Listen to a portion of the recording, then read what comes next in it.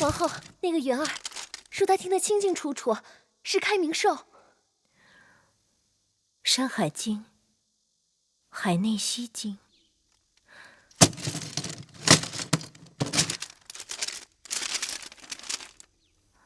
海内昆仑之墟在西北，地之下都。昆仑之墟方800里，高万仞，上有木河，长5旬，大5围，而有9井，以玉为坎，面有9门，门有开明兽守之，百神之所在。王后，这下好了，咱们也知道那是什么东西了。我们是因为他知道了，所以我们才知道。可明日该是咱们掌管和氏璧，这正是咱们的好机会。去告诉我们请来的那些人，让他们用开明兽做引子，好好动动心思。明日若能解开机关，有重赏。是。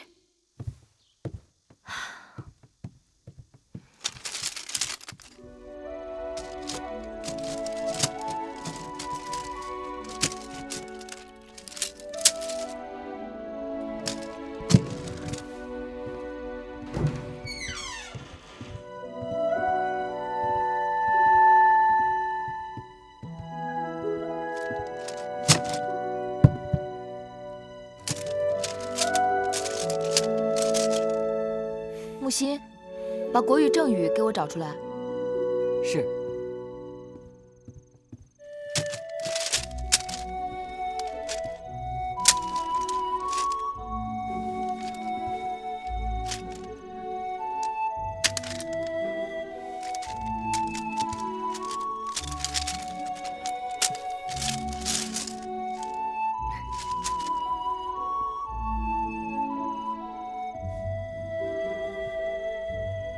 这书里有记载，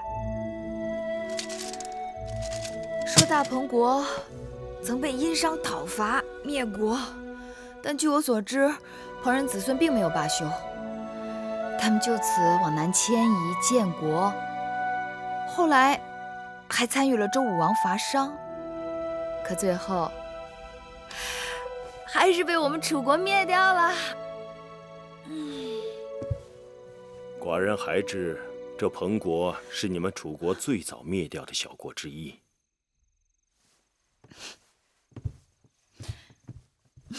大王，寡人听说你为了这和氏璧已经废寝忘食，但是这个被你们楚国灭掉的彭国，跟这匣子有什么关系？臣妾查出了，这匣子上的神兽是开明兽，在蜀地传说中，开明兽本是为祸彭国的怪兽，后来被鳖灵降服，并为建国立功。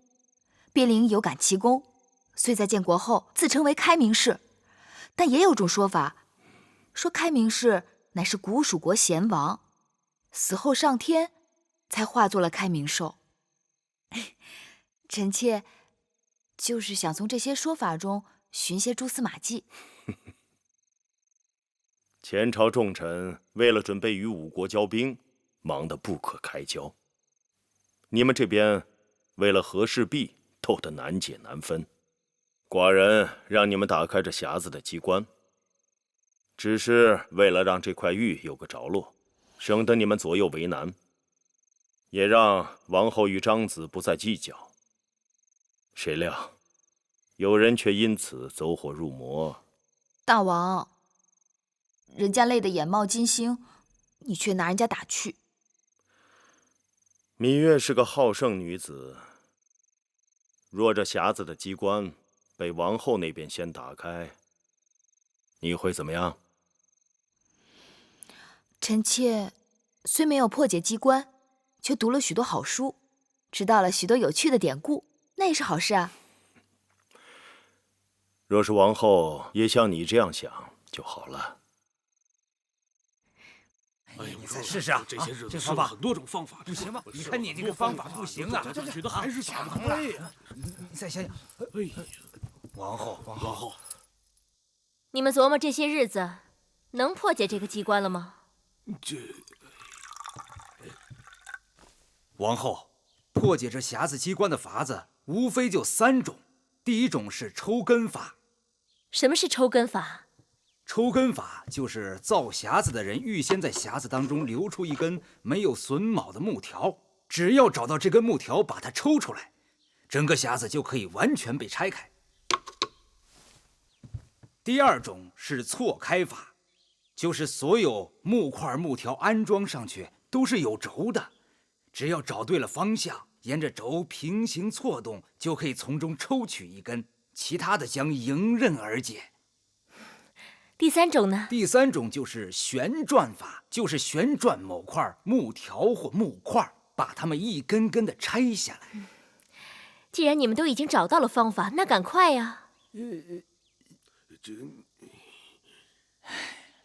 我们试了全部的方法，无一奏效。怎么会？王后，我们甚至还把这些解法对应八门九星、阴阳五行、三七六仪、各种牌局、方位都试过了，依旧劳而无功啊！你们到底想告诉我什么？王后恕罪！我们以为这匣子的机关，除了做此匣子的人，世上恐怕再无他人能解。一帮废物！王后恕罪！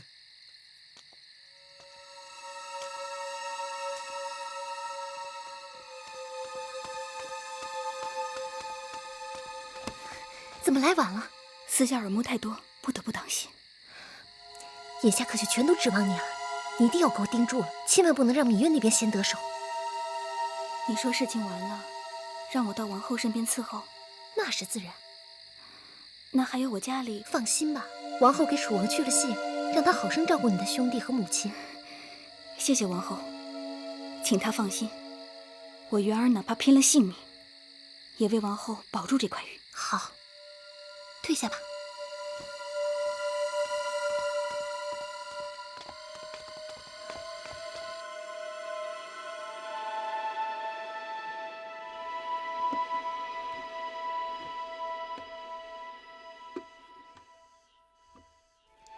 这开明兽怎么不管用啊？如果不是开明兽，难道还有另外一个长着9个脑袋的老虎？或许这开明兽并不是直指破解匣子的机关，或许它只是个引子，用意是要我们留意《山海经》。引子？香儿，你再去把《山海经》的海外经全都给我搬来。好。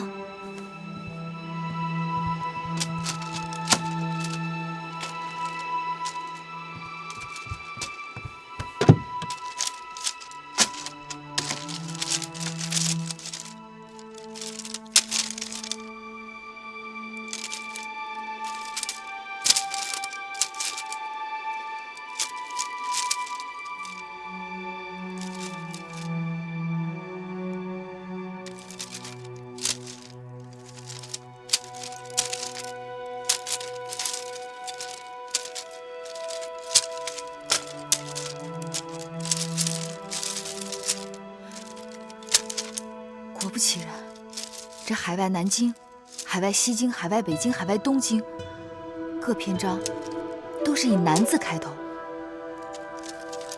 这所记掌故也是由南开始。这么说，这南字该是与这匣子有些关联。上南下北，这匣子的南该是在匣子的上边。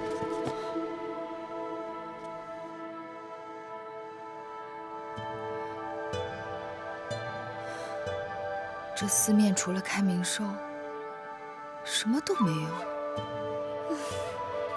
姑姑说这块鱼害人，果然不错。我都饿了1日了，此刻肚子都咕咕叫了。你怎么好意思啊？八子也1日没吃东西了。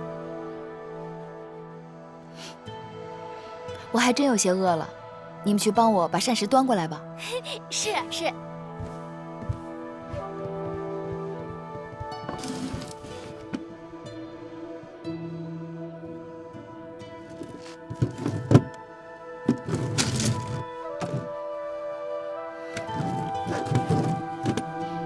东西南北4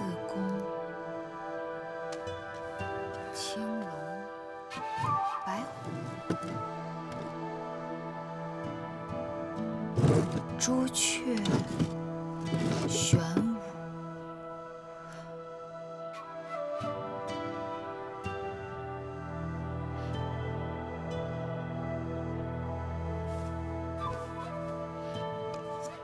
这是什么？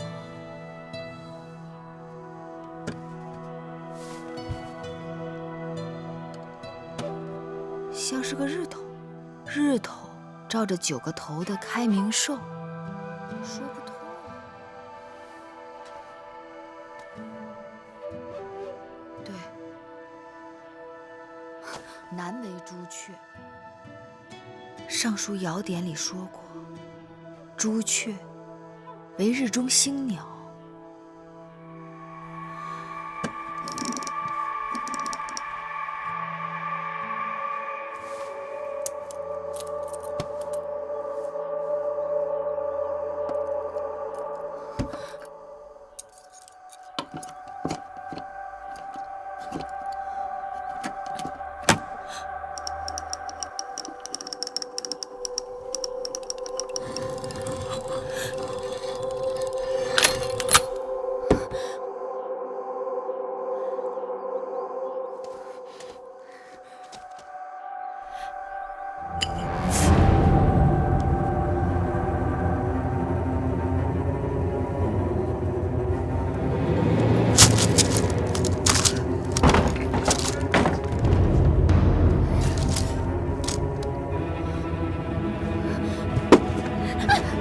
别碰那块玉，这玉有问题！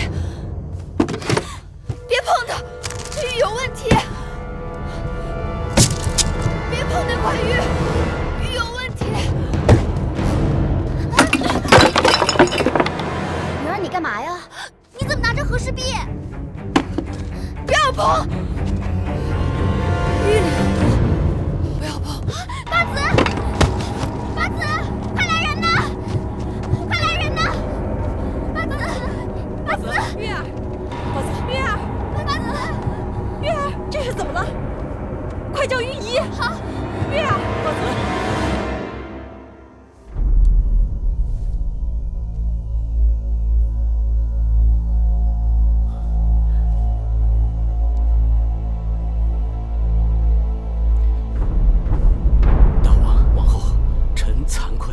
八字怎么样？密八字是中毒了。什么毒？该是蛇虫之毒。你能确定？草木矿石之毒是吞服或吸入，只有蛇虫之毒是伤及皮肤和血脉。幸好，他及时将伤口的毒液吮吸了一部分出来，否则怎样？非常危险。大王，八字是被装在匣子中的毒针刺中。这毒针又和匣子中的机关连接，机关破解，毒针跳出，想拿宝玉的人，无论是谁，都难以逃脱。那个偷和氏璧的人现在怎么样了？哦，那个侍女叫元儿，已经中毒身亡，已经死了。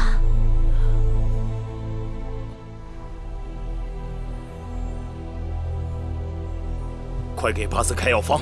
大王，微臣只是初步判断密八字中的是蛇虫之毒，但却无法分辨出到底属于何种蛇虫之毒，是一种还是多种。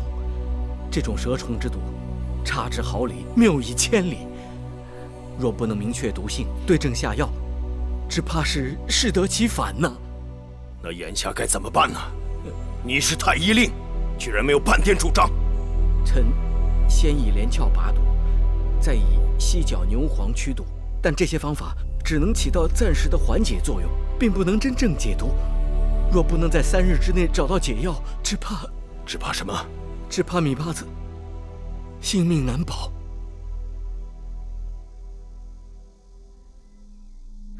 怎会有这样愚笨之人，竟然光天化日之下去抢和氏璧？亏得那和氏璧上的剧毒让他当场死了，不然我这边如何向大王交代？是奴婢用人不当，王后恕罪。你跟那个元儿见面，有没有被人碰到过？绝对没有。起来吧，看来这都是命。不知是谁这么狠毒。如若昨日我们这边打开了机关，说不定现在中毒身亡的就是我。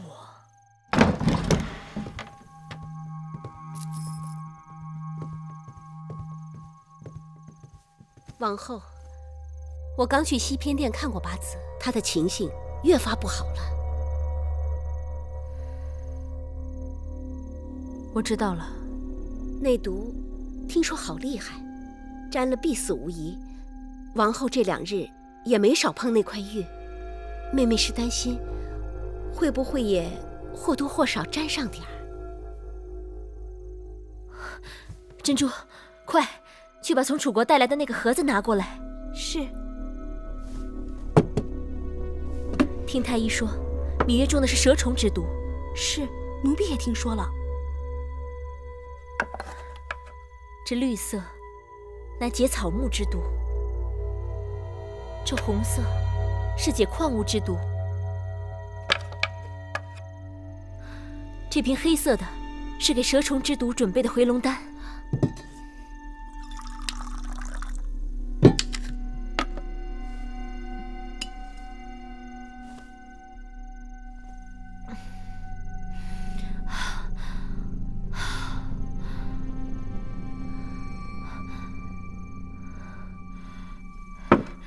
你们都听好了，到外面谁都不能提起，我这里有解毒药。芈月这次自寻死路，我们当然犯不着救她。你们不懂，这药可以救命，也可以惹祸。救命不一定，惹祸却是一定的。是。夫人，孟昭氏来了。魏夫人，魏夫人，这下坏了！大王发脾气了，后宫都乱了。那和氏璧竟然会杀人，大王下令彻查。我已经听说了，听警士说，王后也吓坏了，她还吃了从楚国带来的解毒药。下一步会不会牵扯到我们？唉，是福不是祸，是祸躲不过。事情发生到这一步，也确实是出乎了我的意料。你赶紧回去吧，从今日起，紧闭门户，跟谁都不要再提起那个惹祸的东西。我们跟他从无关系，也什么都不知道。是。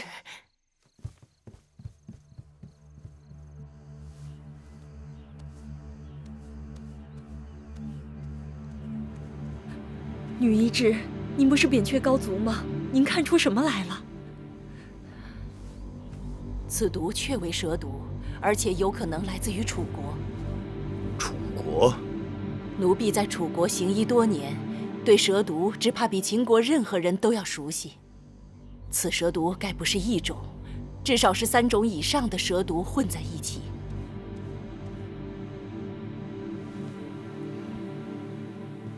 楚国的蛇毒居然进入寡人的后宫了。雍瑞那边有消息吗？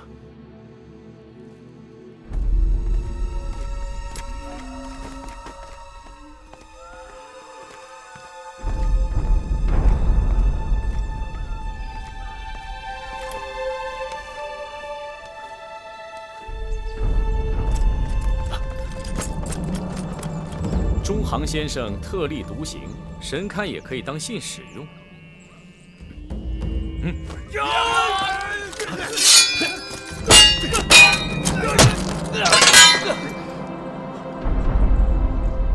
拿来，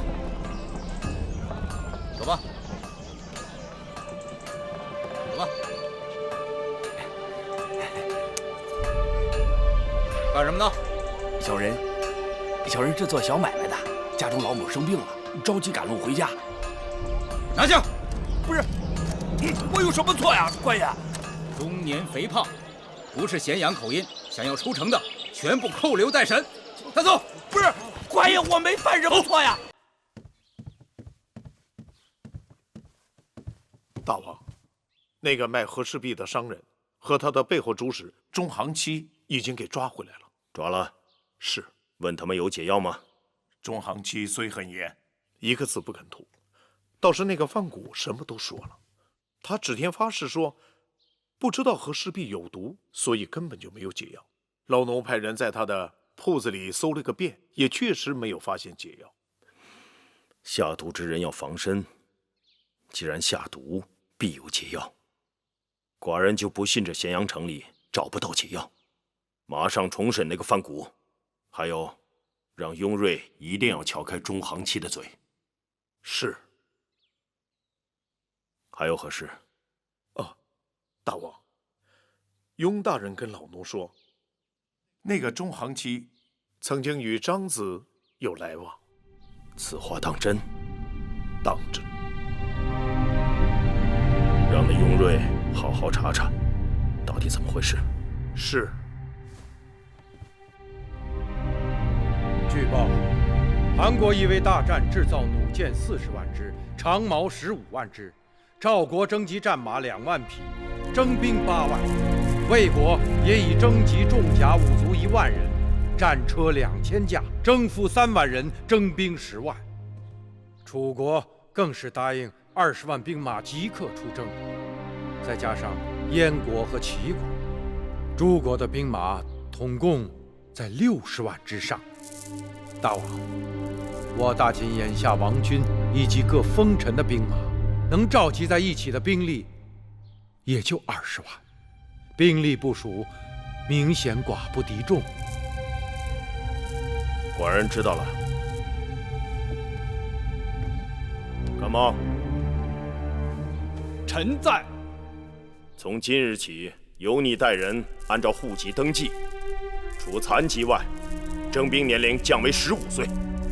臣领旨。司马错。臣在。寡人授你兵符，调动10万王军，立即进驻函谷关，操练布阵，准备御敌。臣领旨。楚立吉。臣在。你和宗室封臣们交涉，尽量筹集更多兵丁、马匹和粮草。臣领旨。宁华。儿臣在。你建造盔甲、弓弩、箭支、兵器。是。雍瑞。臣在。你除了给寡人盯牢各国的动向，还是先完成手中未完之事。遵旨。至于张相、张子，臣在。大王，张仪愿请命出使诸国。诸国联盟并非同筑之长城，张仪愿凭3寸不烂之舌撬开其中之缝隙，在大战之前为秦国赢得时间。此事寡人还要再思量一下。哎，张子，听说你也被卷入了这和氏璧的是非当中。哼，这和氏璧，说来惭愧，我跟他有不解之缘。难道当时张子就不疑心其中有鬼吗？关心则乱。我也是后来发现其中种种之蹊跷。张子可知这咸阳游士当中有一人叫中行期的，此人在咸阳城中很是吃得开，实在令人瞩目啊。知道，我们相识在魏国，是个能人。哦，原来张子与他是旧友，难怪他曾经拜访过张夫人。雍大人怎么会对此人如此在意啊？此人与和氏璧的案子有关，如今他在我的手里。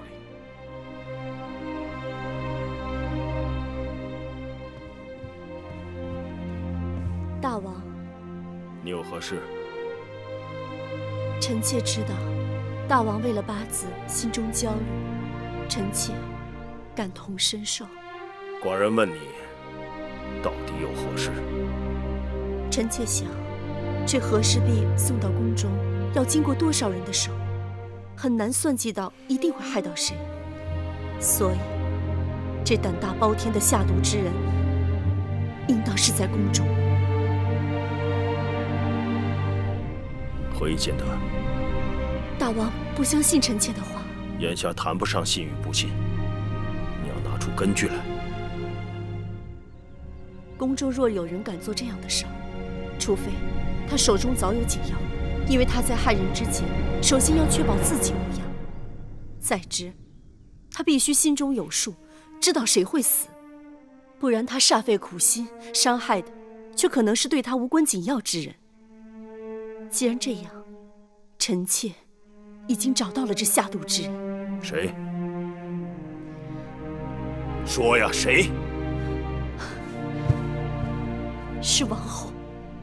臣妾知道，一定是王后。王后，你大胆！这和氏璧在王后的手里拿的时候最多，她有机会让人做手脚。你是说，王后为了这和氏璧，要杀害她的亲妹妹？王后怎么想，臣妾不知道。但是臣妾可以断定，王后手中还有那解毒之药。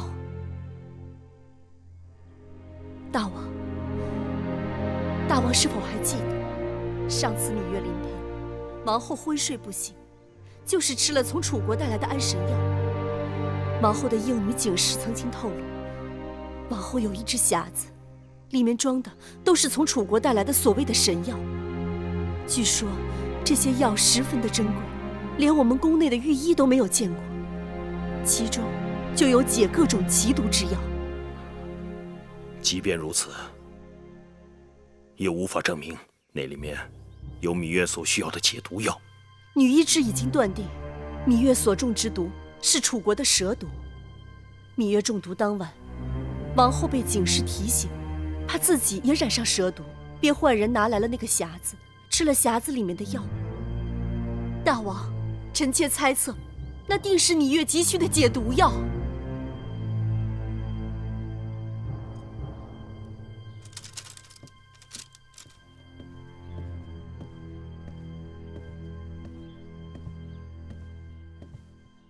王后，大监来了。大王宣王后即刻去宣誓殿。是。大王还叫老奴转告王后，别忘了拿上从楚国带来的匣子。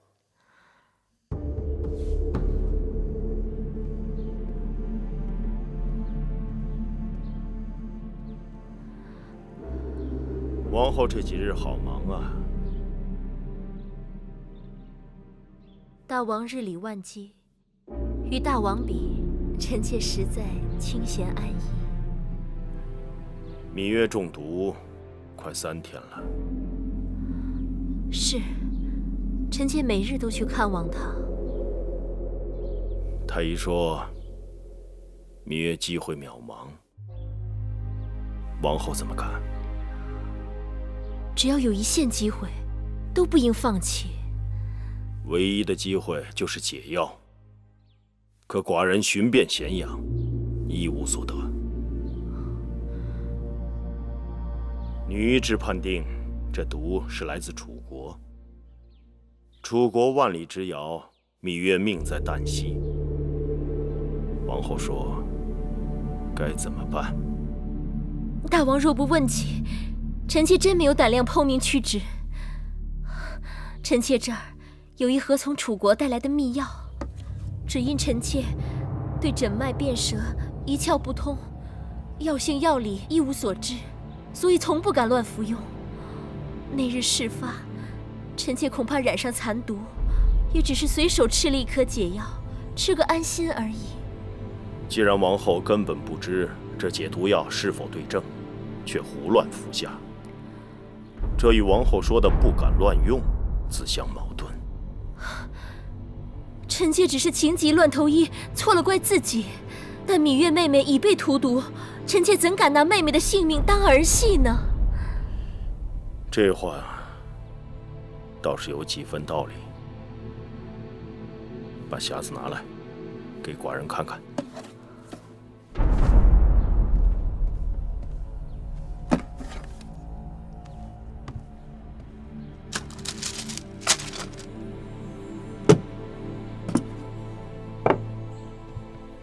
王后，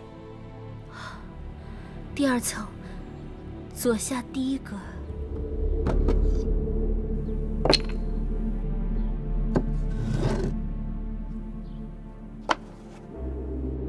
寡人看到3个瓶子，红的解矿石之毒，绿的解草木之毒，黑的解蛇虫之毒。王后果然了然于心，赶紧拿去给御医看看。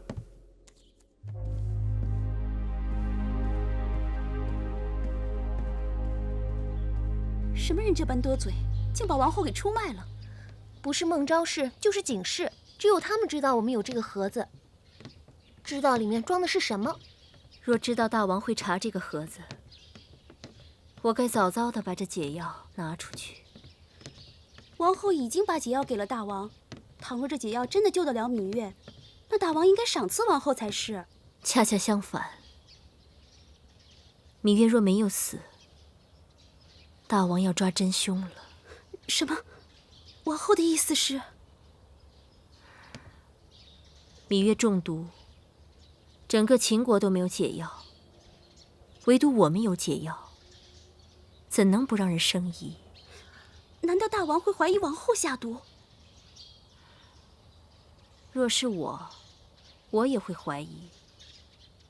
否则，哪有这么巧的事？那可怎么办呀？但愿解药并不对症。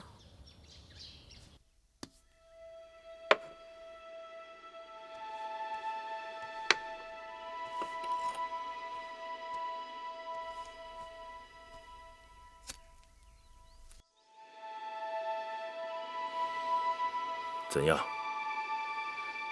此药的确是解蛇虫之毒的药，不过能否完全解掉芈八子的毒，还不敢确定。怎会如此呢？此药乃楚国秘药回龙丹，能解荆山蛇、云梦环蛇、双头蛇这3种楚国制毒之蛇的毒。可万一芈八子中的不是这3种毒蛇的毒，就难了。弄不好还会雪上加霜。大王，这种蛇虫之毒变化多端，其解药或取之经常出没之地旁边的药草，或取其蛇叶提炼而成，必须对症下药才行。恕臣无礼，能否让女医治取一些芈八子中毒之血试一下，看看是否有效？准。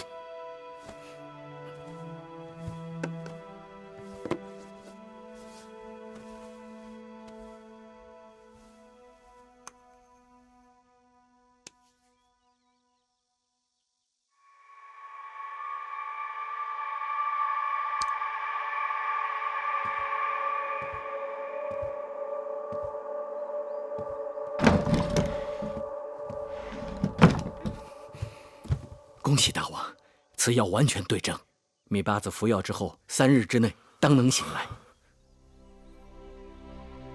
可是，为什么要那么长时间？啊，大王，芈八子上次生产之后，本就是气血两亏，身子尚未痊愈，又被蛇毒伤了经脉，若要驱除余毒，恢复身体，尚需更长的时间。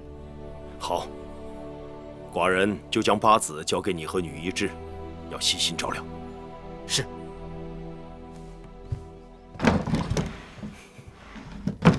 传我旨意，将王后所住交房殿即刻封殿。查寝之前，不许任何人进出。是，大王。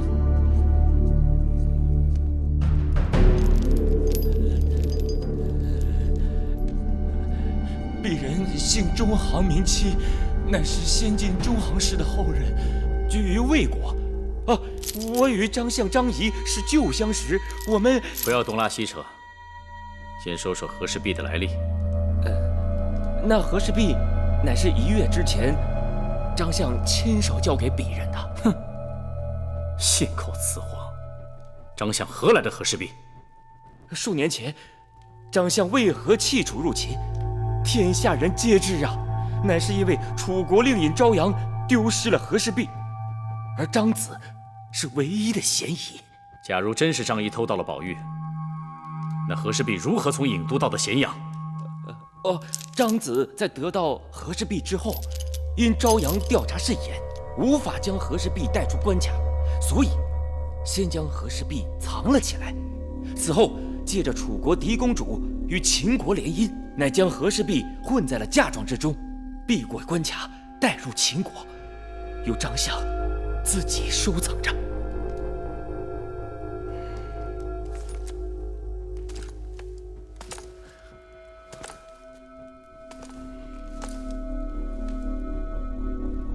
既然和氏璧是这么千辛万苦才到手的，那张仪为何突然差人将它变卖？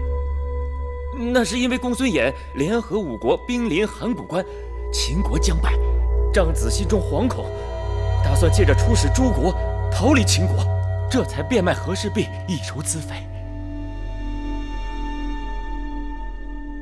王后好冤枉，给了解药救了芈月，却被大王疑心是首恶，这天下还有没有公理？公子今日哭闹着要出门去玩，被守门的禁军拦住，惹得他发了好大的脾气。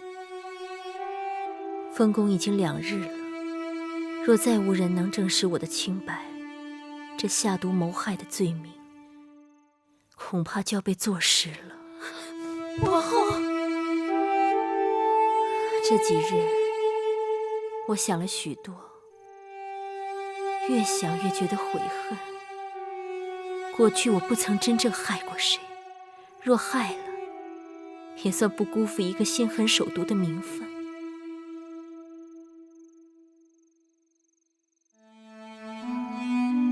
你们跟着我这些年，忠心耿耿，我一人受难也就罢了，不仅连累了孩儿，让你们也跟着落入苦海。王后，王后不要灰心，大王一定会查清真相，给王后一个清白。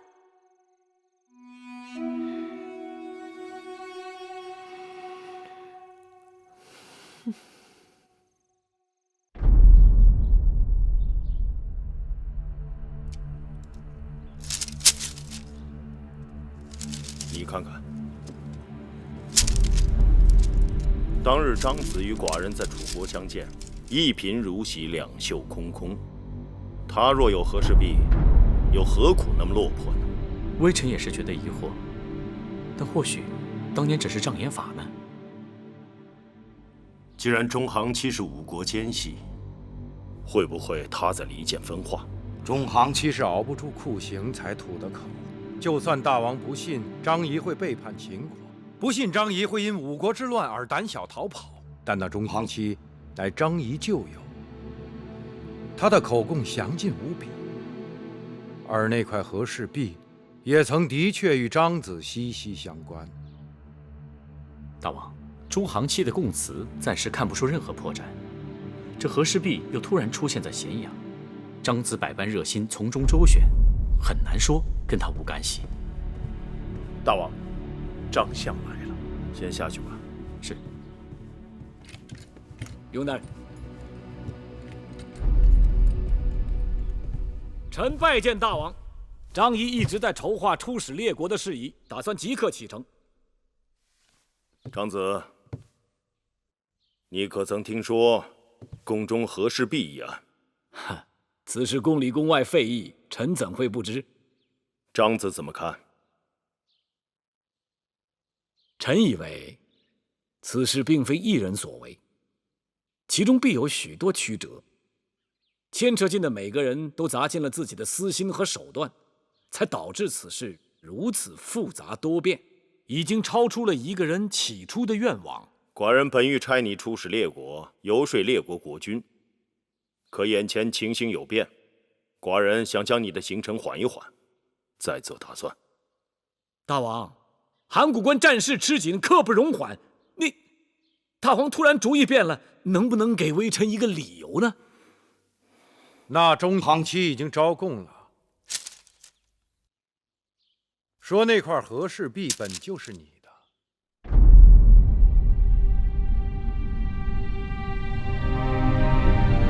我的？如果和氏璧是我的，我再买它做甚？哄抬市价，图什么？筹款潜逃。楚离子，哎，我张仪心智不全啊！我要潜逃，我带块玉走，不比带2大箱的金子走要容易得多吗？寡人也觉得其中有些蹊跷，但既然此案牵扯到张子，就请张子在家中多留几日吧。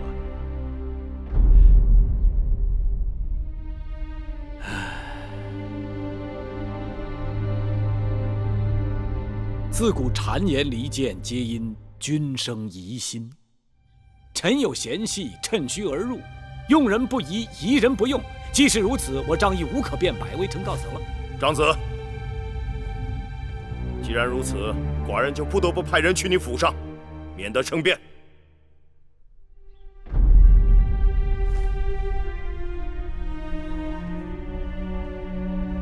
好，那是自然。我张仪如今已经成了大秦的嫌犯了，当然得让人看着。你大王没有即刻将我扭送廷尉府受刑，已经是法外开恩了。嘿嘿。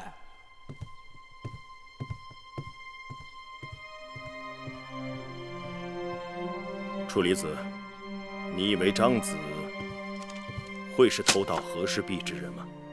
大丈夫不拘小节，臣以为张仪有没有盗取和氏璧，是否私藏和氏璧，甚至变卖和氏璧，那都与我们无关。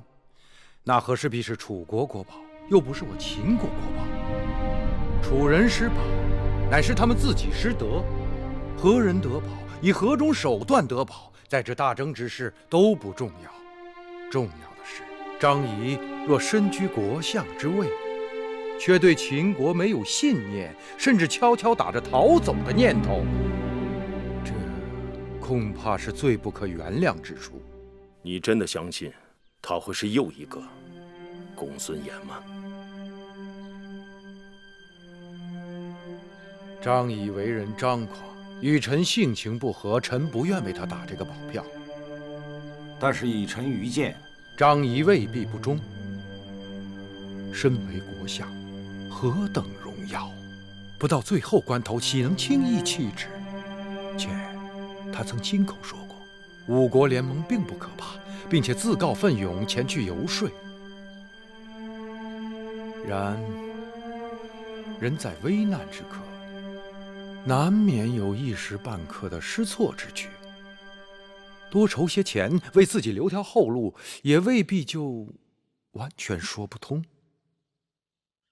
在未能找到和氏璧真正的来历之前，张仪仍是嫌疑者之一。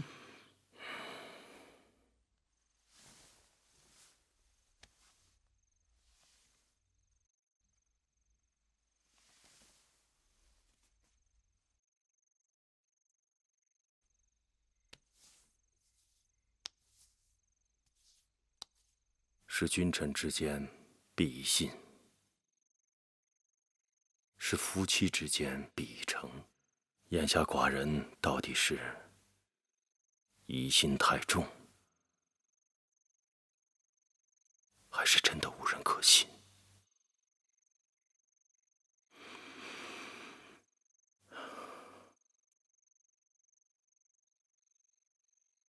事关我大秦福祉，实在让寡人左右为难。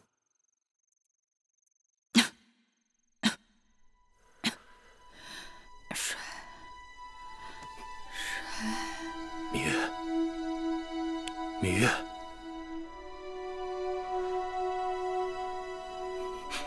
芈月，你这个小丫头，竟然认不出寡人了。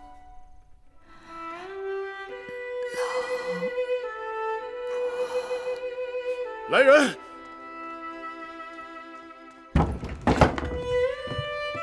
大王，快宣太医，芈月醒了。是。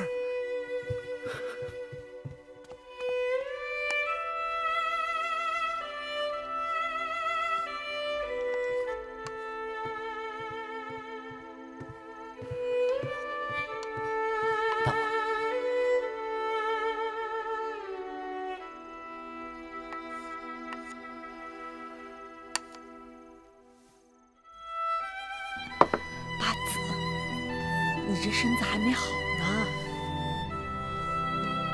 这就是和氏璧。让太医检查过来，只是那个匣子里有机关藏有毒针，和氏璧上并没有毒。好好看看他，你为了他差点丧命。这块玉伤了多少人的心呢？卞和曾抱着璞玉，在楚山下去见楚厉王、楚武王，可玉工们一口咬定这是块普通石头。结果两代君王均以欺君之罪砍下了卞和的左右脚。卞和抱着璞玉在楚山下痛哭了3日3夜，眼泪流干了，流淌在宝玉上的全是血。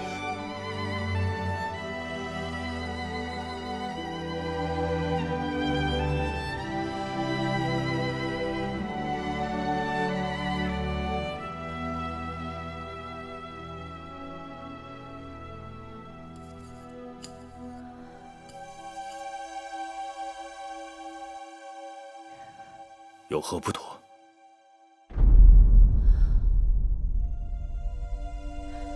快过，把它拿走。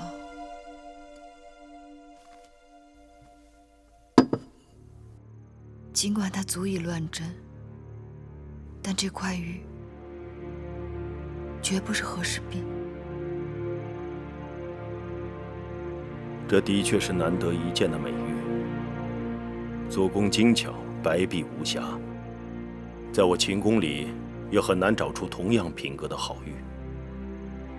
你是如何确定它是假的？就因为它过于白璧无瑕。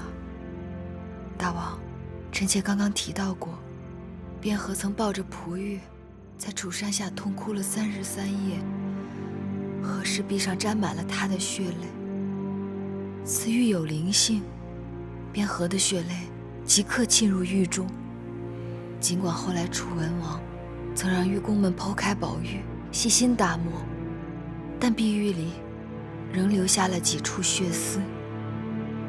屈子曾在昭阳家欣赏过这块宝玉，说那发丝般的血迹，一般人很难发现，但放在光亮之处，却尤为明显。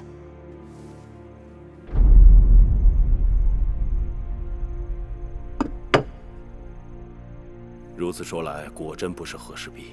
是谁这样处心积虑？和氏璧本是独一无二的珍宝，岂容混淆？那人这么做，一定不仅仅是为了谋利。瞧你这孩子，有话不会慢慢说吗？这身子还那么虚，就劳心劳肺的。来来来，赶紧躺下。这汤水越来越浑了。八子真是命大，这若是换了旁人，早就呜呼哀哉了。妹妹别太伤心了，调养段时间，身子会好的。是啊，等八子养好了，照样是巧笑倩兮，美目盼兮。我哪里是在为自己的容貌叹息？我是想我这一病，不知又得罪了多少人。这些日子我明明见好，可除了2位姐姐，宫里无人肯理睬我，连王后都不来看我。八子为何要惦记王后啊？是她的解药救了我的命，我总该当面谢她。你们这是齐心要瞒我什么？前些日子我命如寒蝉，岌岌可危，宫中一定是发生了什么事情。女医治说了，你全身经脉均伤，要心无旁骛才能调养好。等过些日子你腿脚利落了，再知道也不迟。姑姑这么一说，我就更躺不住了。你们若不告诉我，我去问大王。哎，八子真是倔强，你赶快躺好，我慢慢说给你听。你呀，就不要想着惦记王后了，更不要在大王跟前提及王后。如今，王后已是戴罪之身。怎么回事？这件事情只有大监最清楚，我们也是从他嘴里听到三言两语，才略知眉目。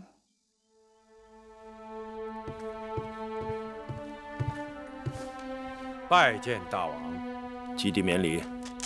听说米八子已无大碍，恭喜大王。虽然已经好些了，但身子还是过于虚弱，仍需要静养。和氏璧一案还辨不出黑白，吴国围秦之事重中之重，是否考虑派张仪出使游说，分化列国？张仪身处嫌疑，恐难再为国相。王后乃后宫之人，臣不敢擅作主张。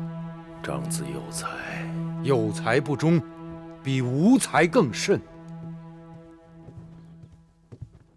大王，米八子来了，说要及时求见大王。老奴让他在外候着呢。他这么弱的身子，为何到承明殿来？说是关于和氏璧毒案。和氏璧毒案？是，米八子说事情紧急，让他进来。是。臣告退。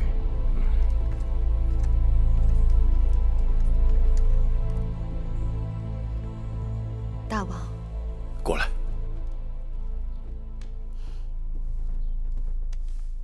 这手冰凉的，快烤烤火吧。母监，端碗热水过来。是。玉儿没事。没事？这么弱的身子，这么冷的天，还往外跑？臣妾只是想到了那个案子，实在在交房殿躺不住了。你身子不好，就别为这事情费心了。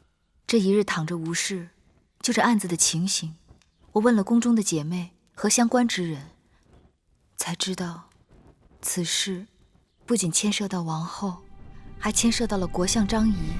不错，臣妾以为那个中行期很可疑，应该重新审他一次。可是太晚了。上午雍瑞来禀报，说那中行期在狱中打碎陶罐，割腕自杀。寡人让雍大夫即刻重审那范谷，得到了些新口供，但是听起来都是胡言乱语。他说了些什么？他说中行期曾叮嘱他，这块玉无论多少人出价，到最后只能卖给一个人。那人恐怕是张子。正是。但此玉若是张仪出售，并通过你之手哄抬市价，为何到最后又要返回到张子之手？这岂不是用子之矛，攻子之盾？这就对上了。你看出来什么？大王明鉴，既然那和氏璧是假的，那么关于中行期所说的张子如何盗取和氏璧，如何变卖和氏璧之事，皆应当是假的。你先歇息一会儿再说。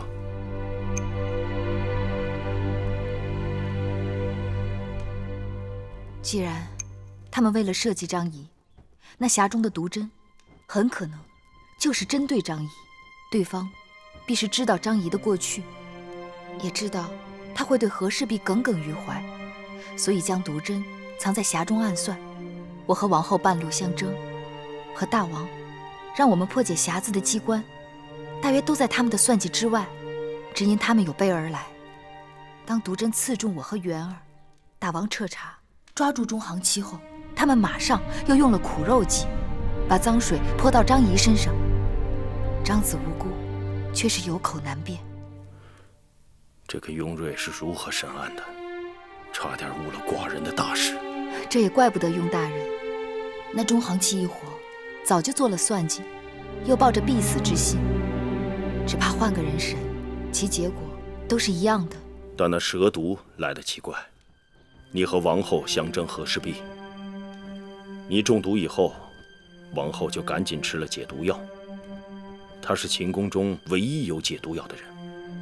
大王，一事且归一事，就事论事。就算王后有杀我之心，我也不能落井下石，指黑说黄，明知其冤，却因为私人恩怨而私心窃喜。金山蛇、云梦环蛇、双头蛇，乃是楚国3种最毒的蛇。楚国宫中藏有这3种蛇的蛇毒，而宫中秘制的解蛇毒药回龙丹，也是针对这3种蛇毒而提炼的。所以王后的药正巧能解此毒，但未必王后就是下毒之人。依你之见，谁该是下毒的人？臣妾后来又将那假和氏璧拿来细看，发现不但玉质绝美，而且做工精致，都堪为杰作。和氏璧为传世之宝，假和氏璧可以以假乱真。臣妾以为那始作俑者一定是曾经持有过和氏璧之人。这么说，此人应该是来自楚国。说起楚国，臣妾首先想到的是楚王。但楚王天性糊涂，并不是阴毒设计之人。令尹朝阳，可能是他，但不仅仅是他。诸国兵马联手攻秦，楚国派朝阳当统帅，朝阳自然立功心切，但朝阳的性情一贯暴躁，并不功于心计。这种连环计环环相套，朝阳背后必有高人。那人记恨张仪，忌惮张仪之才，欲除之而后快，利用朝阳和和氏璧行此诬陷之计。寡人知道那个高人是谁了。大王的意思是？公孙衍。大王怎能如此肯定？公孙衍与张仪有深仇大恨，朝阳不过是误会张仪到了和氏璧，但公孙衍却一直以为是因张仪的到来而失去寡人的倚重，最终弃秦投魏。公孙衍虽有才华，但心胸狭窄，计较善妒。他一心想要让我为他离去而痛悔，所以他才会游说诸国与秦国为敌，以此证明他公孙衍的能力。他设计假和氏璧的圈套，既是为了陷害张子，使得君臣相疑，同时也是暗喻寡人不知见识人才，不懂辨认珍宝。那既然如此，大王下一步打算怎么办？大敌当前，寡人本拟让张仪去诸国游说，分化列国，但眼下既然对手如此记恨惧怕张仪，那更应该反其道而行之，重用张仪，游说分化诸侯，让公孙衍的计谋不能得逞。士可杀不可辱。寡人虽然对中行期的口供并非深信不疑，但对张子也有所疑惑。寡人担心他因此而负气抗旨，不再为寡人效命。人以国事相待，我以国事报之。公孙衍太过熟悉大王，又太过了解张仪，才会设下这么个局来。臣妾以为，对张仪来讲，请将不如激将。激将？公孙衍如此与秦国纠缠不放，皆因为好胜之心，而张仪无端受此诬陷，必会有报复之心。若能激起张仪的报复之心，那天底下有比留在秦国更能与公孙衍一决高下的地方吗？好，说得好。可惜张子这阵子被寡人圈在家中，定是一肚子委屈不忿，派何人前去周旋转还才好。大王，那你看臣妾如何？你在这秦宫里，除了大王，比我更知晓张仪的人，恐怕没有。可你的身子……大王，不妨派一辆好车，送芈月出宫。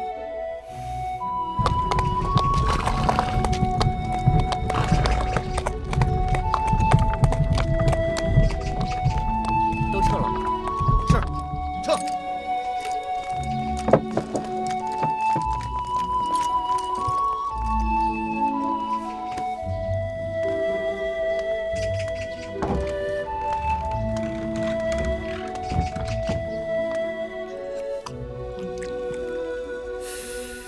张相在家吗？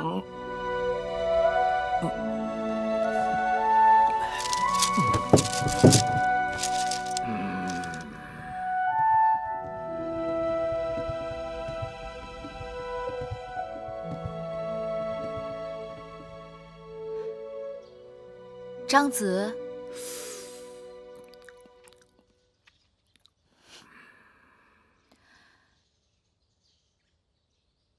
姑姑，这屋子里的味道太难闻了。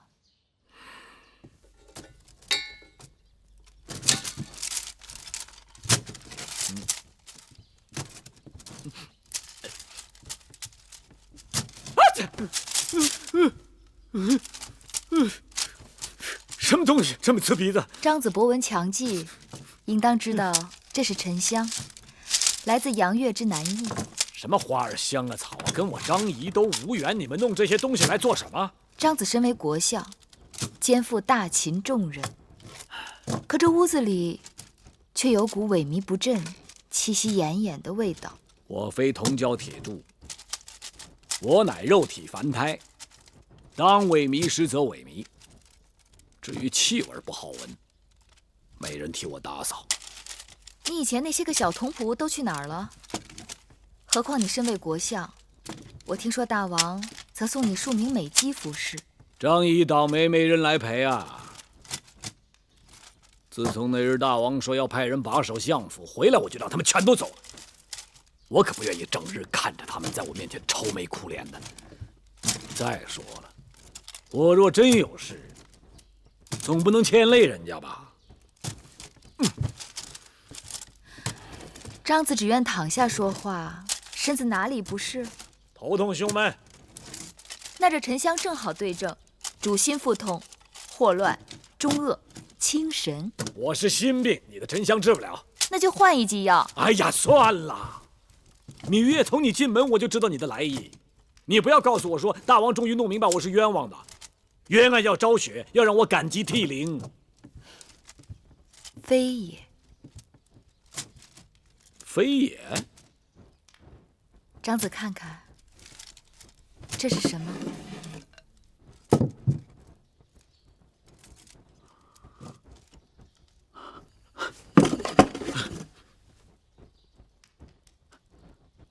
和氏璧。是，但可惜这是假的。假的？如此瑰丽华美，怎可能是假的呢？足以乱真，就因为它过于完美无缺，所以露了马脚。你看出来的？芈月厉害啊！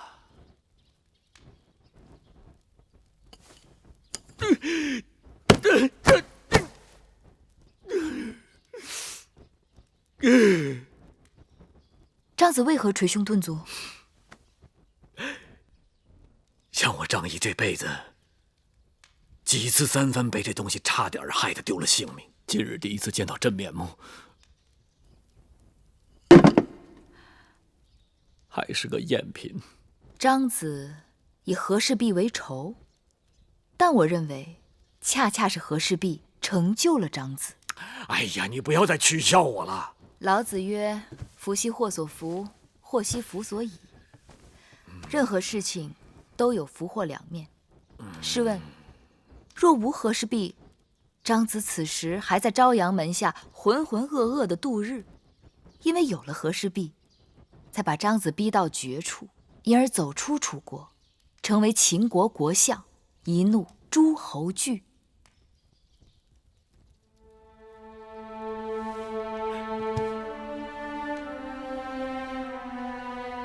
此番呢？此番，诸国联手攻秦，公孙衍本来就与你有仇，又惧怕你的才华，于是以和氏璧为计陷害于你。但如今你毫发无损，这只能成就你在诸侯之间的威名。等你再出使列国，诸侯召见之时，你未发一言，他们就先行气馁了。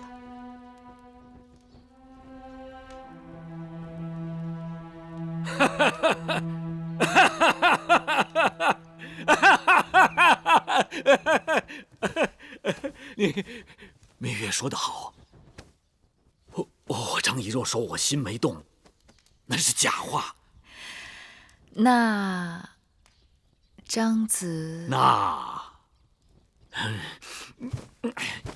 来人，来给我更衣，我要进宫见大王。来人呐！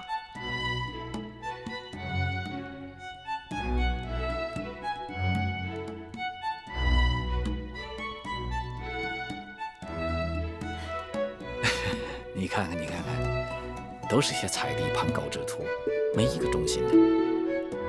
我自己来。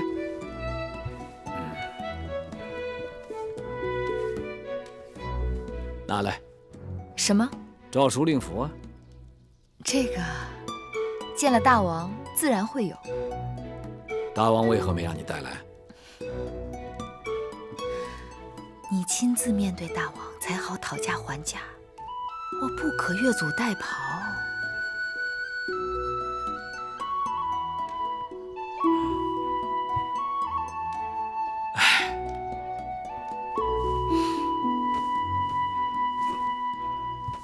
芈月，你出师了。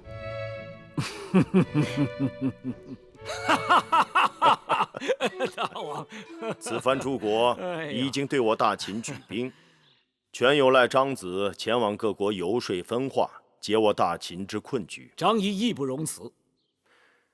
纵观全局，张子看还有何遗漏之处？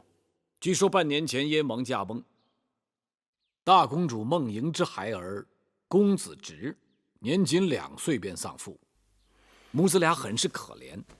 眼下孟莹成为了义后，太子快继位，此君懦弱无能，大权旁落于国相子之手中。前次大王修书一封给义后，请他帮母国说话，却一直没有得到义后的回信。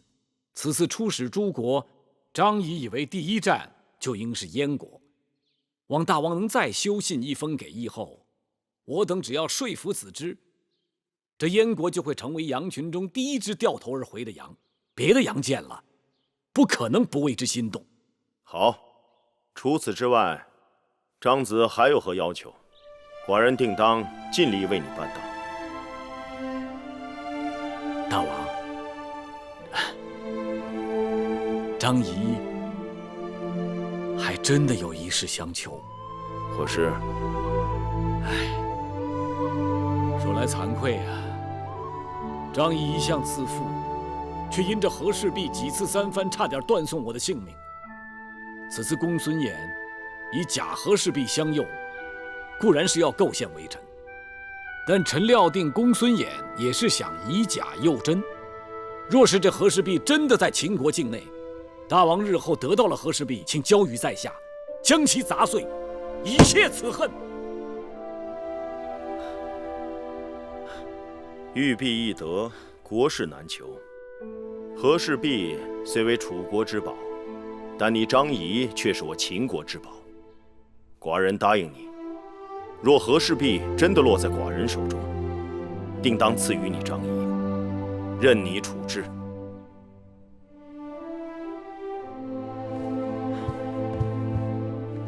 是为知己者死，张仪愿为我王效命。好。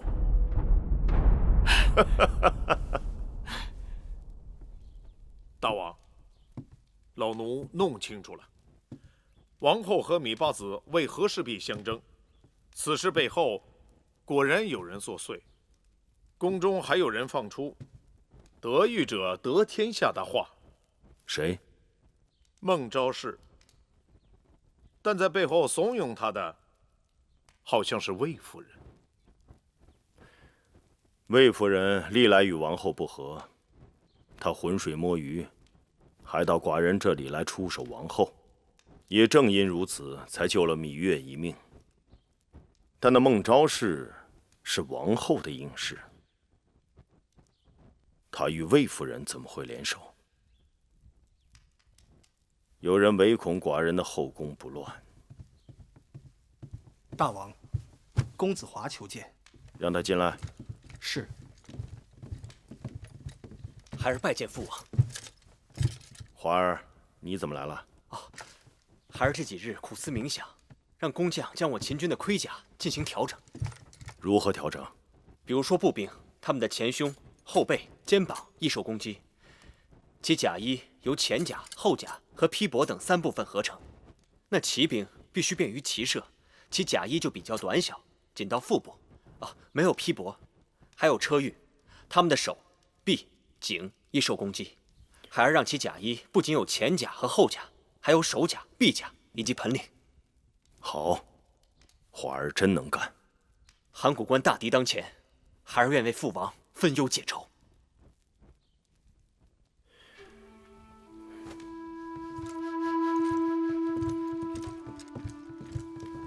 华儿，从小到大，你都没有辜负过寡人的期望。只是你那个娘亲，娘亲又做错何事了？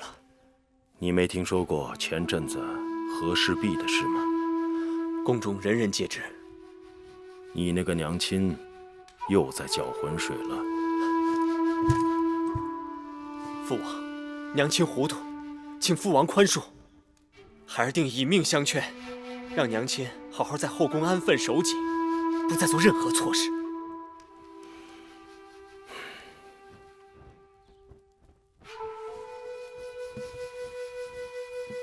那就最好了。起来吧。谢父王。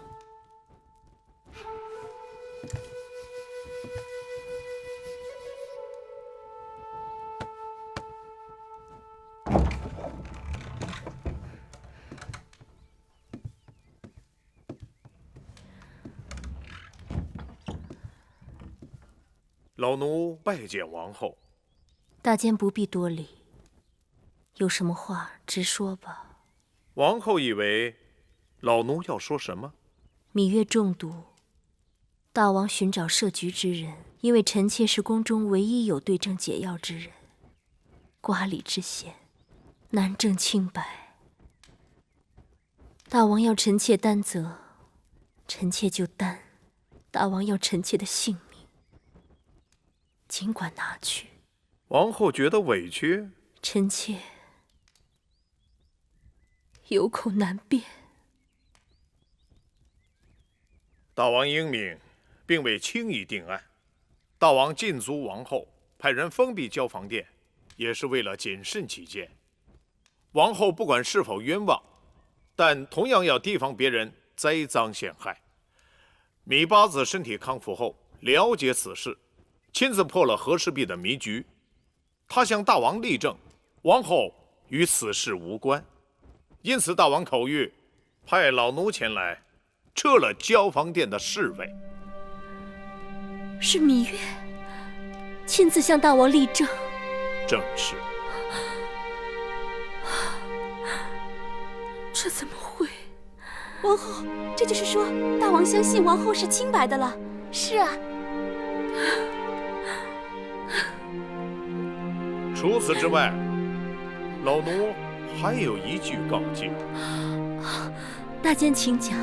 秦宫历来清静，既无什么秘制，也无什么神药。宫外不洁之物带入宫中，那就是惹祸的根源。人往往是先自侮，而后遭人侮之；假自毁，而后遭人毁之。王后还是要事事严谨为好。老奴告退了。多谢大监提点。王后，大监是什么意思？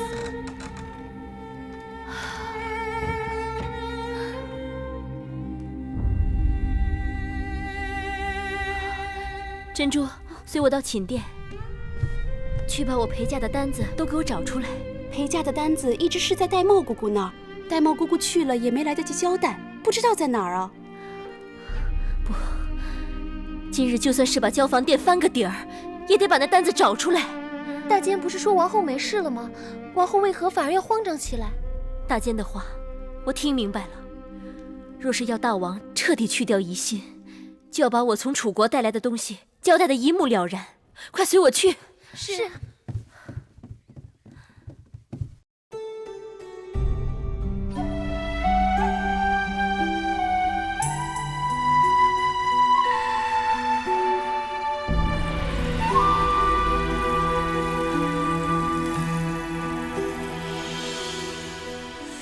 繁星如许，明月如初，前尘往事从何起数？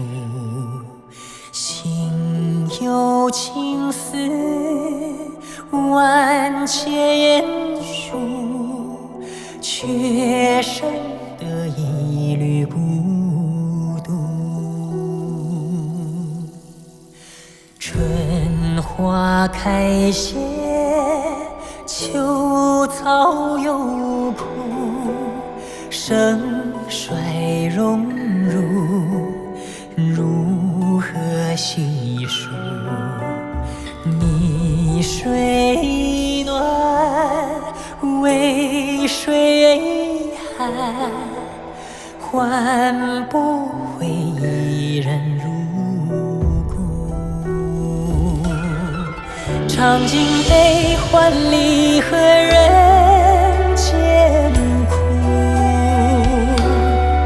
却怎么咫尺天涯陌路？去心诉，是一度，去情再相负。愿为你平静柔情傲骨，望尽相思红颜凋零处。我只愿与你朝朝暮暮，爱如星，恨如骨，生死在